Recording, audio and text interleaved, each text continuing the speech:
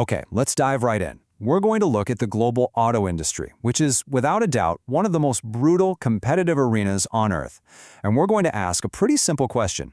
How can companies with completely opposite strategies all manage to dominate? Well, the answer isn't just about the cars they build or the horsepower under the hood. It's about something deeper, something you can't really see from the outside. It's the operating system running inside the company itself. Exactly. This is the internal blueprint that dictates absolutely everything. It's how they innovate, it's how they build, how they solve problems, and ultimately it's how they survive. Understanding these models is the key to figuring out who wins and who gets left in the dust. So let's start with the company that literally wrote the book on modern manufacturing, the gold standard for quality and efficiency, Toyota. You've probably heard of the Toyota way, but it's not just some slogan they slap on posters. It's a deeply ingrained system, a whole philosophy that was actually born from a moment of crisis that nearly destroyed the company and forced it to rethink everything from the ground up.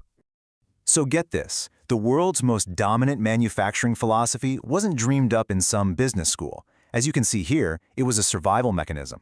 Back in 1950, Toyota was flat broke. An engineer named Taiichi Ohno had to find a way to compete with Ford's massive scale, but, and this is the key, without the capital.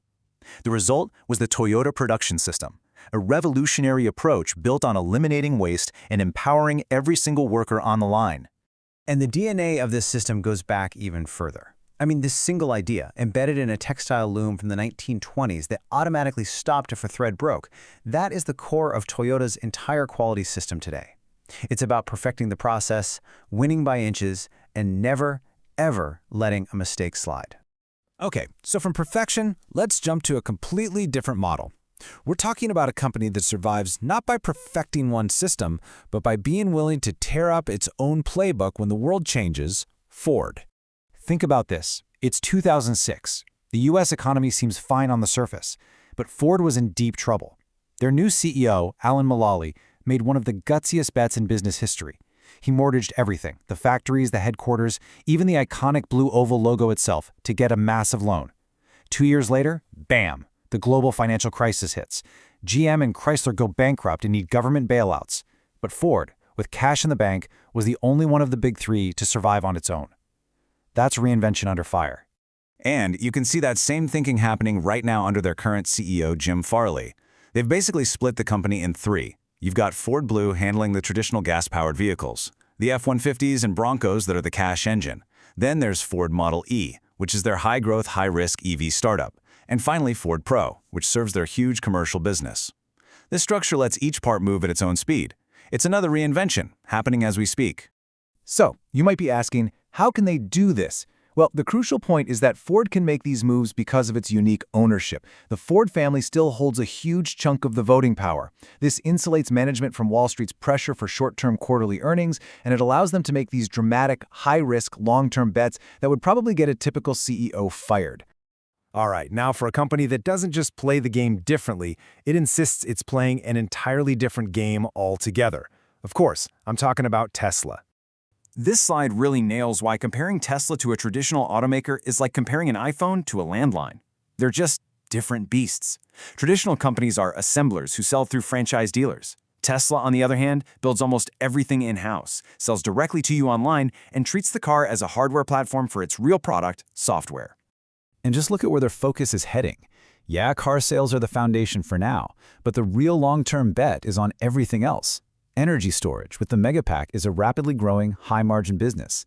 And then you have the moonshots, artificial intelligence for self-driving, and humanoid robots with Optimus. And this right here, this is the big idea. This is the core thesis of the entire company. The cars aren't just cars. They are data-collecting nodes on a network. They are the eyes and ears that feed real-world data to the AI that they believe will power the future of the company, from robotaxis to actual robots. It's a model built not on perfecting the present, but on creating a completely different future. But what happens when a model is built on, well, a foundation of sand? For that, we have to look at this fascinating and cautionary tale from Brazil, the story of Gurgel Motors. Gurgel was an incredible innovator. It was founded by a brilliant engineer, and it operated in a Brazil that was totally closed off to foreign imports. They created their own corrosion-proof materials, built Latin America's very first EV back in 1974, and launched Brazil's first 100% nationally designed car, funded by thousands of ordinary citizens who bought shares. It was a true national champion. And then this happened. From a sales peak in the late 80s, the company's revenue just collapses to virtually zero in just a couple of years. The entire business gone. So what happened? The reason is that the entire foundation of its business model disappeared overnight. A new government opened Brazil to imports and completely eliminated the tax breaks that made Gurgel's cars affordable. Its competitive advantage wasn't based on a strong internal system like Toyota's, it was based on external government policy. And when that policy changed, the model proved fatally fragile.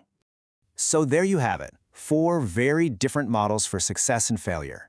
You've got perfection, reinvention, disruption, and fragility. So what's the big takeaway for the future? This summary table really lays it all out, doesn't it? Toyota's perfection is powerful, but it can be slow to turn the ship. Ford's resilience is off the charts, but it can sometimes struggle with a consistent identity. Tesla's disruption creates entirely new markets, but man, is it high risk. And Gurgel's model, built on outside protection, just proved too fragile. Success isn't about having the one best model. It's about having a model that is perfectly aligned with the realities of the market at any given time. Which leaves us with one final big question. As the pace of technological and economic change just keeps getting faster and faster, which of these operating systems is actually built to last?